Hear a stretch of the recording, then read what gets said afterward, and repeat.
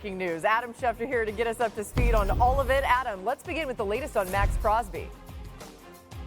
Well, Laura, in a long line of pass rushers that are expected to be paid this offseason, Max Crosby kicked off the party today, becoming the highest paid non-quarterback in NFL history at an average of $35.5 million a year. That should end any speculation about a Max Crosby trade. He's staying in Las Vegas. But DK Metcalf could be traded.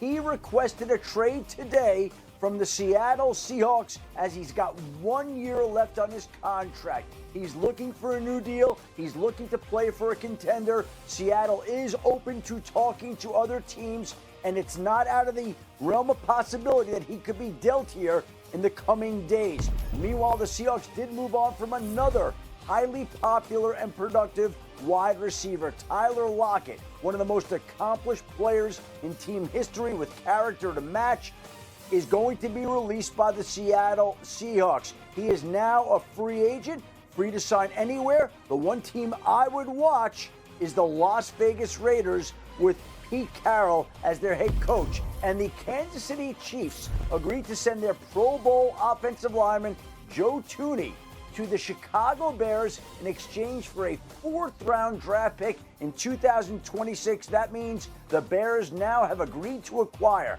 two veteran offensive linemen, Joe Thuney and Jonah Jackson. The past 2 days, they are prioritizing protecting Caleb Williams. And the Philadelphia Eagles wound up re-signing the linebacker and free agent that they really wanted back in Philadelphia, Zach Baun, a 3-year, $51 million contract to return to Philadelphia, coming off a year in which he was all-pro, helped the Eagles get to and win the Super Bowl. And now Zach Baun, 1 year after he signed a low deal after he played in New Orleans with the Philadelphia Eagles, has cashed in and become one of the highest paid linebackers in the National Football League.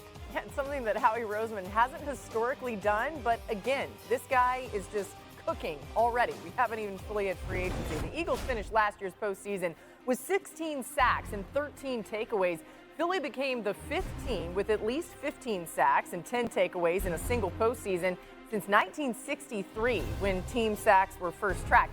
No surprise, 4 of those 5 teams won the Super Bowl. We're glad you're with us today. As I said, a ton of news. Adam Schefter with us throughout. Dan Graziano joining us as well, and we'll be joined by others throughout. I'll start with you, Graz. We've talked about the way that Howie Roseman seems to always figure this out and be a step ahead of others. In this particular case, what do you think about the Eagles prioritizing getting Zach Baun done first? Yeah, Laura, I mean, you mentioned it. They don't tend to pay linebackers historically. They don't tend to pay running backs historically. But this is an example of Howie Roseman's approach to roster building that has resulted in a Super Bowl title here most recently.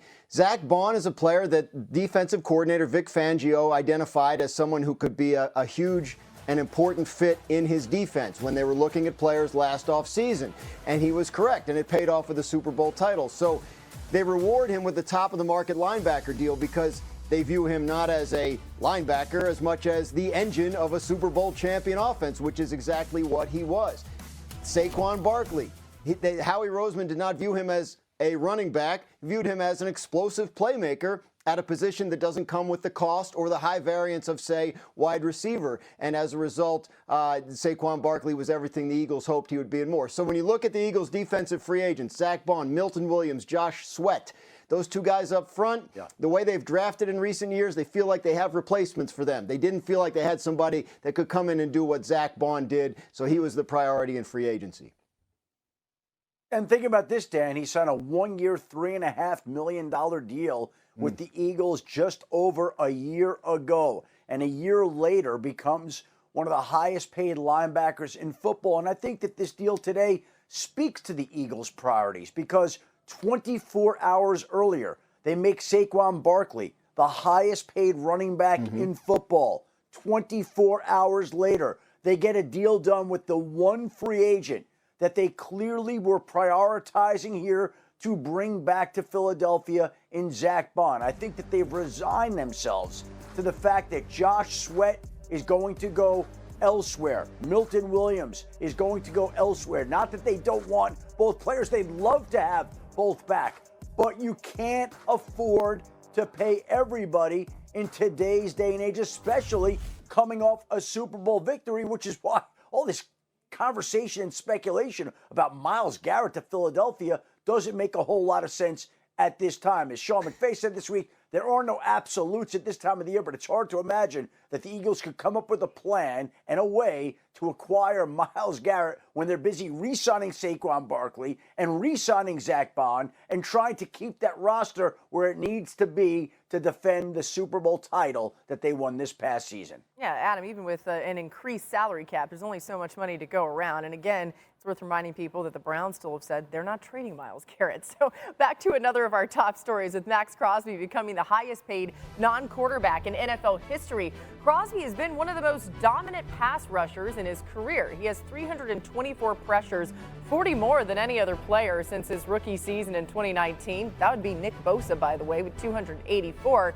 So, Graz, a huge payday for Max Crosby. What do you think this tells you about what they're doing in Vegas, their priorities, especially as we look ahead to free agency and the draft?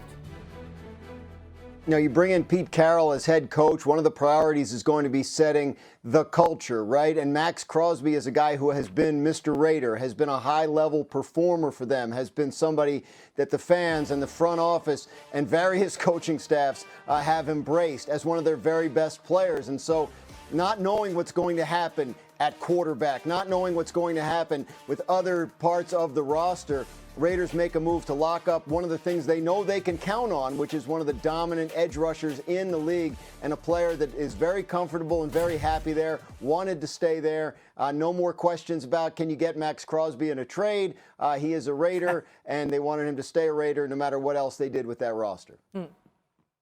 Well, Dan, it's funny you bring that up, right? That Max Crosby staying a Raider. I remember Mark Davis sending me an email last fall saying, we are not trading Max Crosby, exclamation, exclamation, exclamation, exclamation. He couldn't have been any more emphatic. And today he put his money where his mouth was, because when you do a deal like this, that says you really are not trading Max Crosby this offseason. And all the other pass rushers that are out there are all taking notes on this deal. Trey Hendrickson, Myles Garrett, TJ Watt, Micah Parsons, Aiden Hutchinson.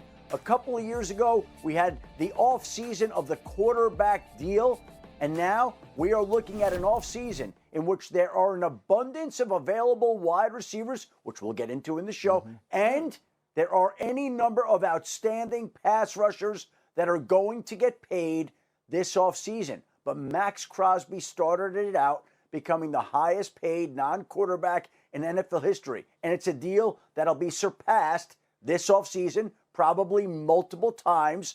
Laura, you mentioned the salary cap going up, and it's going to go up, and it's going to be distributed to the best players, the star players who are out there, who are in line for contract adjustments. Max Crosby kicked it off today. All right, now we know the Raiders have that number 6 overall pick in the draft. It's a really interesting spot, potential to trade up if they feel like there's a quarterback they want to grab. We'll keep an eye on that. And as Adam alluded to, we'll get to the receiver talk a little bit later on in the show. Nice tease, Adam. Let's get to Seattle. More major news broke today. The team releasing Tyler Lockett and also DK Metcalf requesting a trade.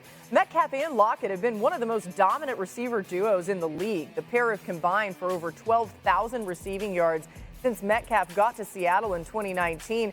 The only duo with more, just for reference, Mike Evans and Chris Godwin. So, Roz, what do you think this means for Seattle? What's going on there? Well, it's transition, right? I mean, Tyler Lockett is a player that they love in Seattle, but at his age and his contract situation, this looked like an inevitable move this offseason. They did a restructure last year that basically inflated his 2025 cap number to over $30 million. So they were either going to have to extend him again or release him. They saved $17 million on the cap by doing so. Jackson Smith and Jigba was a first-round pick a couple of years ago, played like one this past season, so obviously they know they have the replacements in-house. Now, in terms of Metcalf, he had 1 year left on his contract.